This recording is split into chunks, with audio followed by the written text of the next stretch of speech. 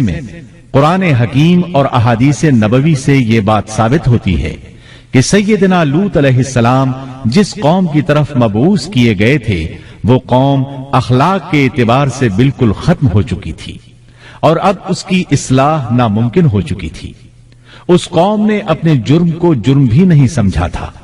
عام مقامات پر اعلانیہ بے حیائی کرنا ان کا مشغلہ تھا۔ یہ ایسا عمل تھا جس کی ماضی میں کوئی نظیر نہیں ملتی۔ مردوں کا مردوں سے اختلاط اور عورتوں کا عورتوں سے، یہ ایسا فعل تھا جو جنگل کے وحشی جانور بھی نہیں کرتے۔ یہی وجہ تھی کہ یہ قوم اپنے میں سے کچھ نیک لوگوں کو بھی برداشت نہیں کرتی تھی۔ وہ انہیں نیکی اور شرافت کی دعوت دیتے تھے، اسی لیے وہ ان کے سخت مخالف ہو گئے تھے۔ قرآن کریم نے اس قوم کے 3 بڑے جرائم کا ذکر کیا ہے۔ یہ کہ تم مردوں سے بدفعلی کرتے ہو، مسافروں کو لوٹ لیتے ہو، عام مجلسوں میں اعلانیہ فحاشی کرتے ہو۔ ان 3 گناہوں میں سے سب سے پہلا گناہ بدترین گناہ تھا۔ یہ گناہ اس قوم سے پہلے کسی نے نہیں کیا تھا، گویا وہ اس گناہ کو ایجاد کرنے والے تھے، اور یہ گناہ زنا سے بھی زیادہ شدید ہے۔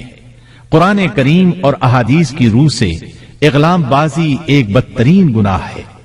احادیث میں اس گناہ کی مختلف سزائیں آئی ہیں۔ ایک روایت میں ہے کہ فاعل اور مفعول دونوں کو قتل کر دو۔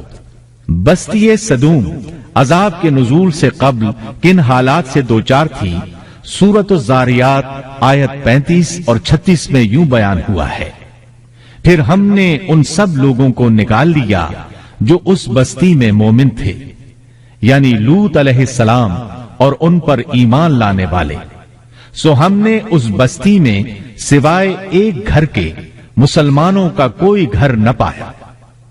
اس کا مطلب ہے وہاں صرف سیدنا لوط علیہ السلام اور ان کا گھرانہ مسلمان تھا، باقی سب گھر کافروں کے تھے۔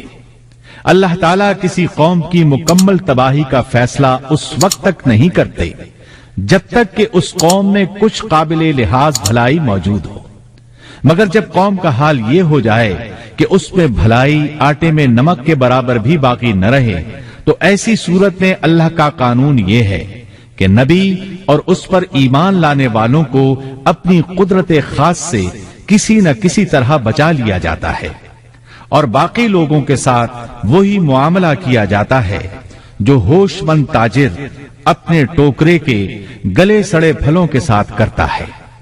اچھے پھل ان میں سے نکال لیتا ہے اور سڑے ہوئے باہر پھینک دیتا ہے۔